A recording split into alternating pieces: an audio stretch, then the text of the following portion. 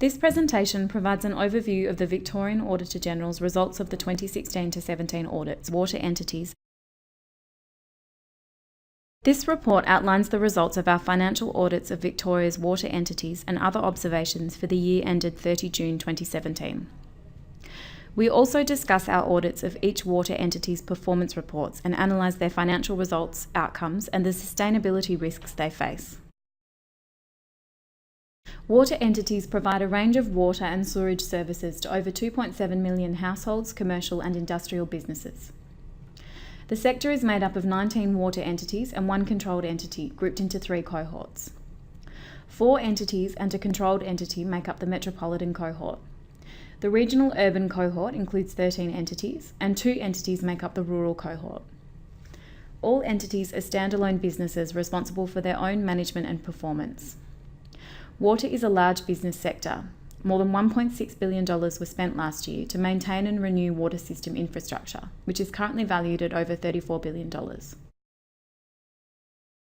We issued 19 clear audit opinions for the financial year ended 30 June 2017, consistent with our 2015-16 results.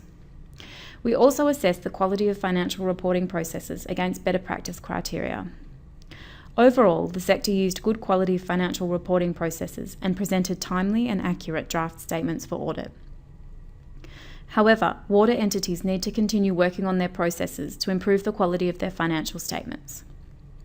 The sector began to streamline the structure and content of its financial reports in 2016-17, which will enhance their readability and usefulness. We commend the sector for its commitment to this initiative.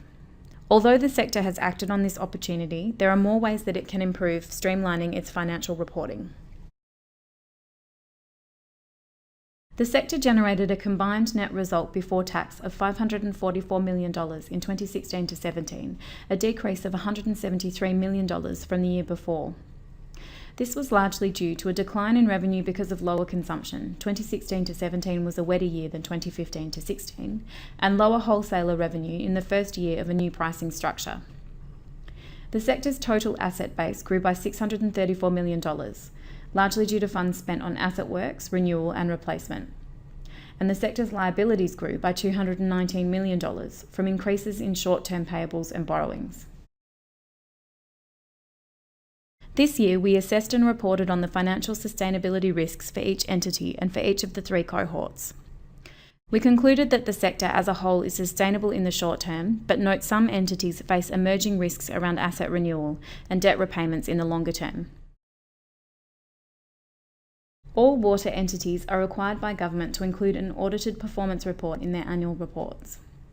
We issued clear audit opinions on all 19 performance reports, consistent with the prior year. A clear audit opinion confirms that the actual results reported on the performance report were fairly presented and complied with Ministerial Reporting Direction 1. Our audit of these reports found a number of deficiencies requiring correction. Common themes included poor quality explanatory notes, compliance issues, and calculation errors. Our past reports have highlighted that the sector's performance reporting processes are still not as mature as those used for financial reporting. This was again apparent in the 2016-17 reporting period. We encourage the sector to focus more on the processes and quality of its performance reporting. We found the water entity's internal controls adequate for ensuring reliable financial reporting. However, we also found instances where entities need to address several key weaknesses, such as information technology access and security controls, and monitoring and maintenance of infrastructure assets, property, plant and equipment records, and data. In relation to IT controls, we are concerned that we continue to observe weaknesses in key financial and operational systems each year, depending on which systems we test. This indicates that the sector is not taking the lessons learnt from prior audit issues reported against particular key systems and applying them to other relevant ones to minimise their risks. As part of the financial audit process, we also monitored actions on internal control weaknesses identified in previous audits to ensure entities are resolving them promptly. 39 control weakness issues remained open at the start of 2016-17. Encouragingly, however, 77% of these matters were resolved during the fiscal year. Each year, we select one internal control area and perform a more detailed review of controls and operating environments. This year, we focused on how well water entities input their asset revaluation results from the 2015 to 16 revaluation into their internal systems. Our assessment showed mixed results.